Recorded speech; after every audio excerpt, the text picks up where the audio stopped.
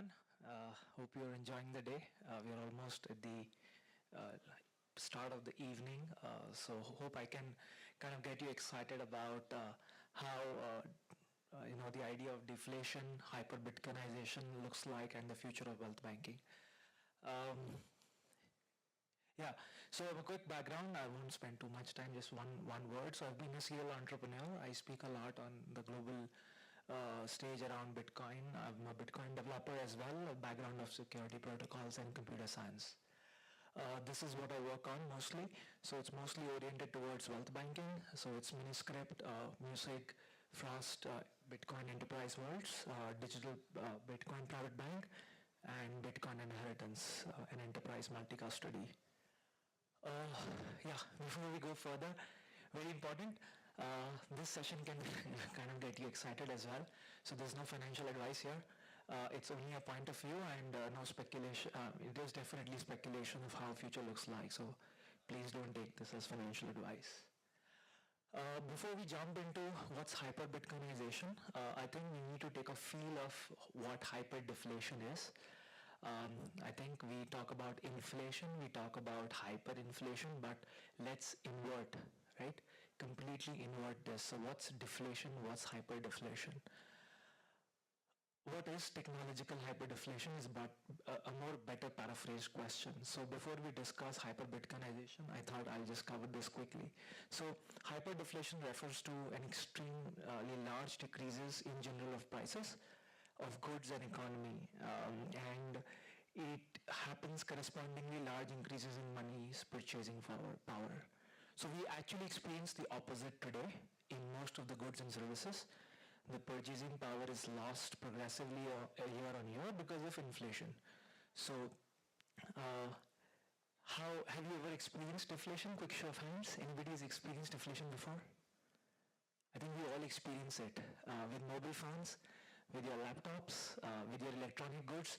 You always see a better, higher quality of a product coming out, but at a much more cost-effective price. So this is Gary Tan, the guy who now leads Y Combinator, and he's talking about the effects of tech deflationary coming to humanity. And then the other side you have Vinod Khosla, a very reputed investor as well, also talking about huge deflationary 25 years coming in front of us.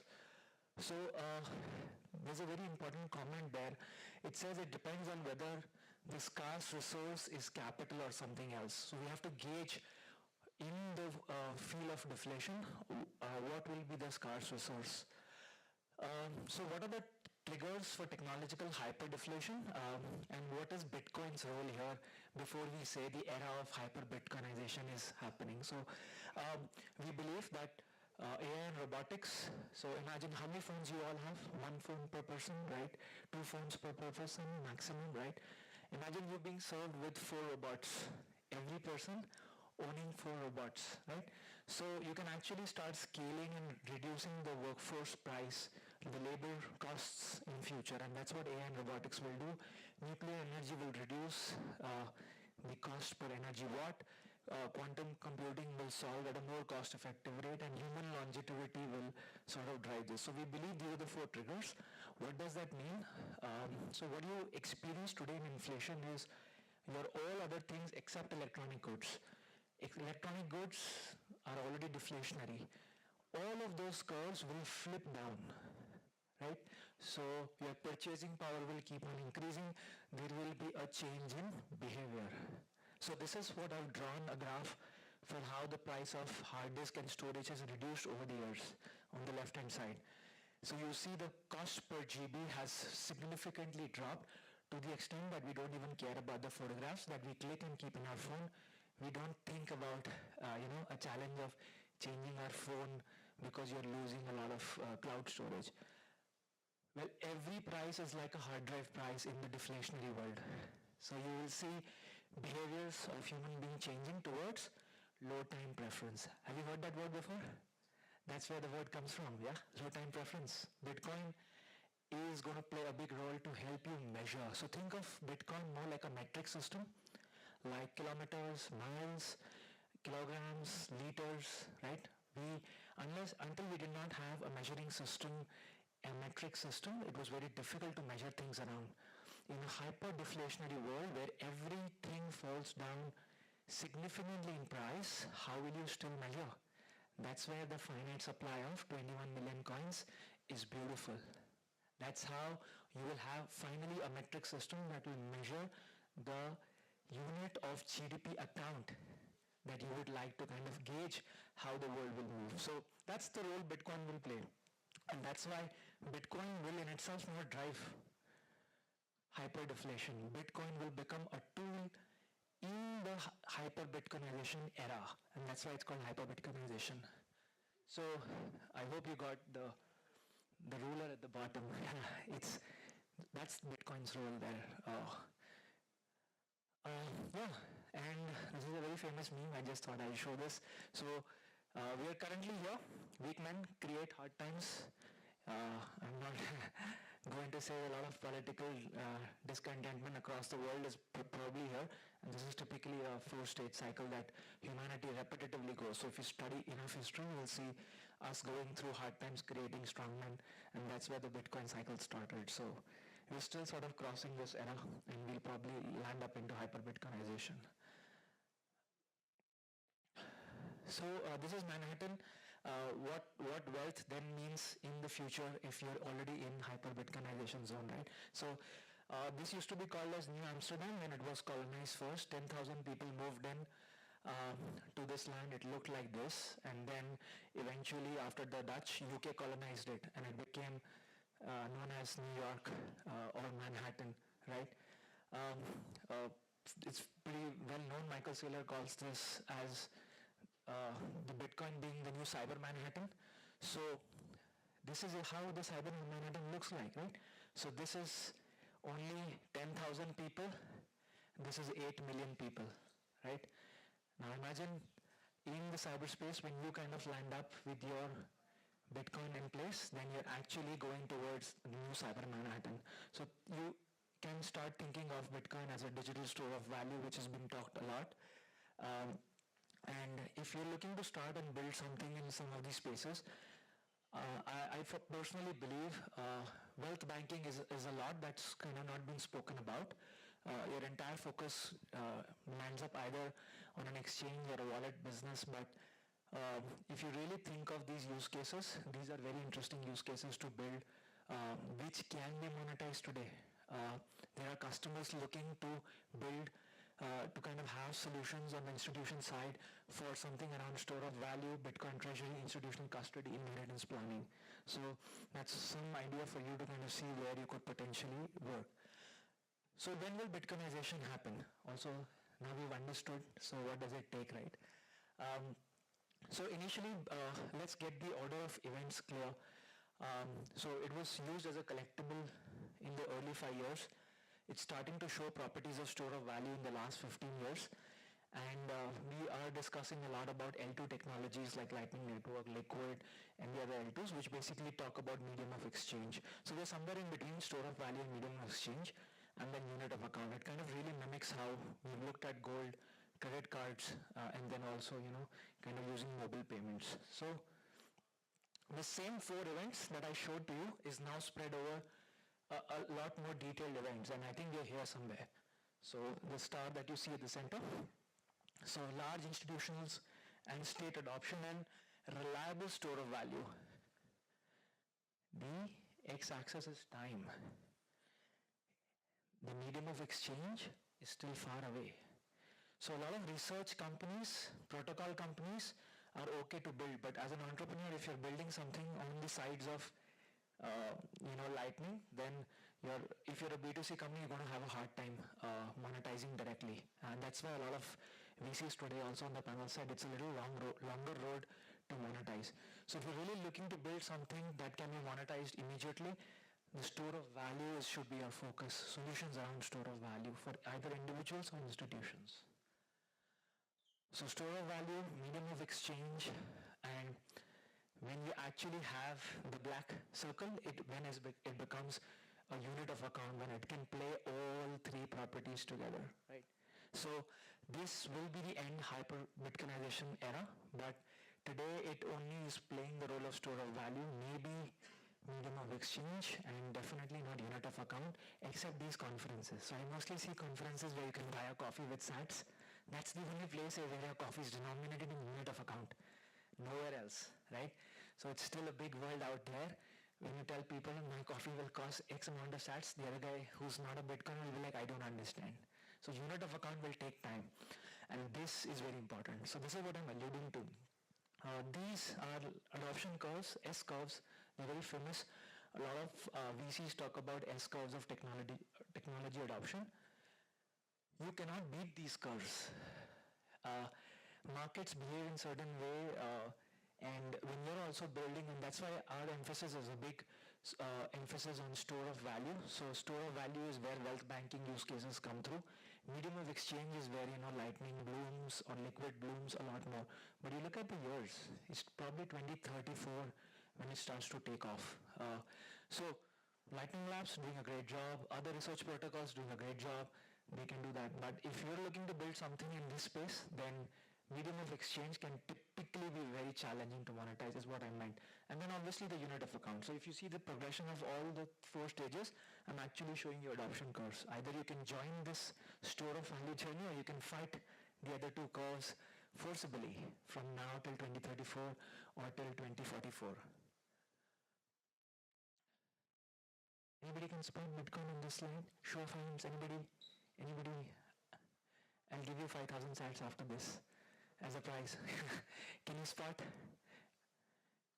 Yes? Where is it? Okay, there. Thank you. The gentleman in the green. So, I purposely did not choose you, the organizer. So, yeah, you're right. So, Bitcoin is that one small speck on the top left corner, 1.4 trillion. Do you see the other stuff? What's all of that? That's traditional wealth. That's where wealth banking operates. That's where private banks serve all of these different asset classes to manage for a fee. That's where a business model is. Guess what? Bitcoin's just starting. Out of 900 trillion global asset value, you only have 1.4 trillion being nibbled away, right? So you need to nibble more. You need to nibble more. You need to capture more. That's exactly what I'm trying to highlight to you. I'm showing you numbers. Why even as a store of value, it's not there yet. It's starting, we're very early. Anybody thinking late to the party, late to Bitcoin? This is a factual data point. You're not late. You're very early. You're super early. So if you think you're late, no, you're not. There's a lot to build. So this is exactly, if I go back to this curve, right? Sorry, this one. The store of value has not happened. It's starting. 2025. We are in 2024. That use case is starting and beginning to happen, right? Store of value will play out. Numbers are backing it. We are very early in this game, right? How does Hyperbitcoinization look like? Right? Like this. It takes over 1/4 of it. $200 trillion of assets. And that happens in the next 10 years, by the way. So, how is Bitcoin going to demonetize the other asset classes? So if you look at the Bitcoin capture, it starts to eat away from every different store of value, right? Finally, houses will become more cost effective because they will not be used as store of value, and all of those numbers translate over to a percentage taken away by Bitcoin as store of value in the next 10 years. Lightning will continue to develop. The question is, who's going to build use cases for store of value on the wealth banking side and monetize customers, right? Where is the potential use case of monetizing this? How will it happen, right?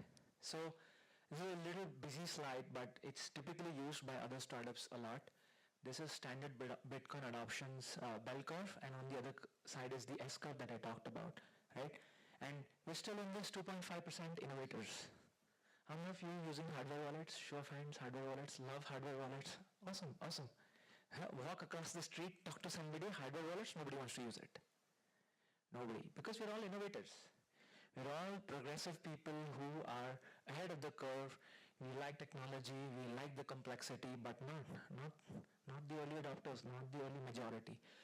So if store of value will happen, new types of wallet businesses will come in. You potentially have the opportunity to build one for yourself. And that is where the future of wealth banking will also look like. Because you're talking about Bitcoin becoming the supreme highest store of value play. And for that, you need a lot of different wallet management capability for the average Joe.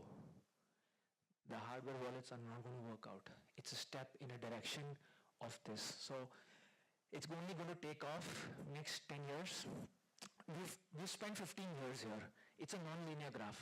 So don't complicate it in your mind by thinking, oh, maybe another 15 or 30 years out. Exponential curves, as part of the S-curve, typically goes very fast. So it will be most probably 10 years when this will happen, a short time. So all those people who started spend 15 years, be happy. You probably have a chance to kind of build something in the next 10 years. So this is exactly the same curve. I just want to let you know that this is classic crystal growth model. Go and look it up later on. If you're building something or if you intend to build, you can't beat these curves. These are very standard, 60 years. A lot of startups, a lot of VCs have looked at this and they believe a lot of adoption happens in this way. So, and then hyperbitcoinization. If you see on the extreme red side, store of value first, medium of exchange, and then unit of account. We spoke about this, right? So how it fits onto that S-curve and the bell curve. So I mean, this is available on Glassnode, a great place to see statistics around different holders, hodlers in the Bitcoin side, hump whale to the shrimps, right? That's how we classify Bitcoiners when they hold certain Bitcoin. And if you look at 2021 to 2023, our fundamental belief in our research shows that in the next 10 years, a lot of plebs, retailer investors, wealthy HNIs, unfortunately, will be weaker hands in comparison to institution governments and central banks. So a lot of them are coming for your Bitcoin. You will easily yield to them at a price point that you're gullible at for your own personal dreams.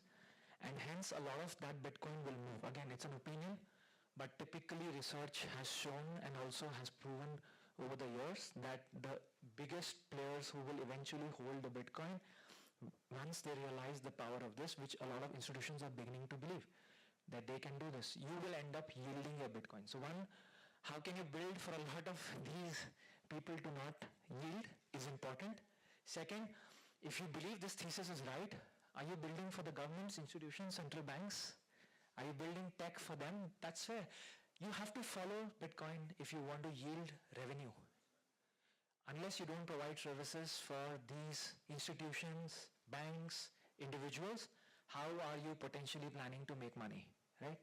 So you have to follow Bitcoin if you really want to kind of generate revenue and profits, and that will be by working for custody for them. Again, store of value narrative, 10 years will still play out, right? So that's important. I wanted to just show you again with some numbers. And that's how, this is very famous, right? If you've not done this exercise, you should do this exercise, right? Go home today, take some homework from me today. Price your house, your real estate, or your dearest asset like gold in Bitcoin, denominated in 2017 price, and then 2022, and then 2024.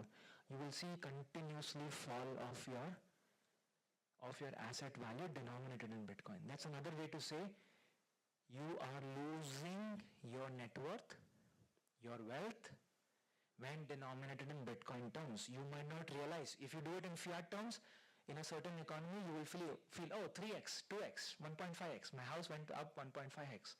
But if you do it in Bitcoin, you'll realize it's falling. So this is what that curve represents. Typically, all other assets are inferior to Bitcoin, and they have demonstrated over the last 10 years that they all relatively keep falling to Bitcoin. The other exercise, the old exercise that people used to do this was for gold. So you would denominate your entire house in the gold price and check after 5 years how it is. This is very important. You're losing wealth or store of value invisibly. It is not visible to you. In your fiat, it shows it goes up, but it's actually falling. So it will bring questions to your mind whether your investment strategy is right at personal level or at an investment level wealthy class. So it's important. So this is what is going to happen. Again, an opinion. So all the other asset classes will lose their monetary premium, and demonetization of that monetary premium will actually go towards Bitcoin, right? So A lot of private banks think about this. I work for a private bank. And the idea is that we continuously think about how wealth can be protected for the richest people around the world. And that is some of this thought process that a lot of this AUM will move, right? So you have to think for yourself as well, or for a startup that you build. Well, then comes the question of inheritance, right? If you want to preserve this, the idea of Bitcoiners is it's all about your next generation, right? How do you preserve wealth and pass it on to your next generation? And that's where Bitcoin inheritance is interesting. So there's a very famous, interesting meme, one Bitcoin for your kid, per kid, right? Do you have it ready for your future? And this is a very important thought process. So the beauty is you do on-chain inheritance without a trust. Trusts typically are used as vehicles by a lot of wealthy people to manage in a jurisdiction all the assets in that jurisdiction in tax planning, right? But you can do on-chain Bitcoin inheritance. You will only be working with the chain. That essentially means there is no other vehicle in place. Count it every 10 minutes, by the way, whether your wealth is intact or not. Look at geopolitical risks like Ukraine, Russia, like Israel. There are so many risks. So when you plan in any estate, it can be at the mercy of a jurisdiction. Whereas, remember, Cyber Manhattan? No problem. So Bitcoin inheritance, think about this. So this is basically an entire view of what products can be bought in the market. So if you really think about products that can allow you to do this, some of these companies that are doing, so if you don't want to get into the complexity and you have access to the US markets or Japanese markets, you can potentially just buy number go up technology, which is MicroStrategy, MetaPlanet. So you're indirectly still working in the old traditional way of having a security account, access to US markets, buy equity, and then you're okay. But otherwise, you can buy ETFs, which got approved this year. Exciting, brings more mass adoption. And then you have the traditional ways of doing delegated custodial setup. Now, a lot of private banks have started to offer. We also offer already since 2019. DBS recently announced. And then you have collaborative custody solutions where if you want a recovery pathway, if you're not confident, you might lose your own Bitcoin. Collaborative custody solutions generally recommended. So you could look at some of those other players. And then there are some other exciting risk behaviors of trading derivatives and perps on Bitcoin, and that's more on the smart contract side. All of this is a different kind of custodial versus self-custody challenge versus simplicity and complexity, right? So as you come towards this, it's simplicity, but the risks are higher. Nobody has control which one of these companies ends up selling Bitcoin tomorrow, right? So it's important whether how close you want to be to your Bitcoin versus the complexity you want to tackle. And that's where the opportunity is. That extreme side could be simplicity as well. As an entrepreneur, you can really build and solve for this, right? Unsolved, huh? Unsolved problem. If you believe all of this is solved in the last 15 years, none of this is solved. So, yeah. And I already told you about the 2034 year, right? So we are actually also amidst a lot of AI age, quantum longevity. All of that is going to get combined for your hyper-deflation. And Bitcoin will play a role as a ruler. It will help you measure your wealth. Bitcoin will not trigger the hyper-deflation.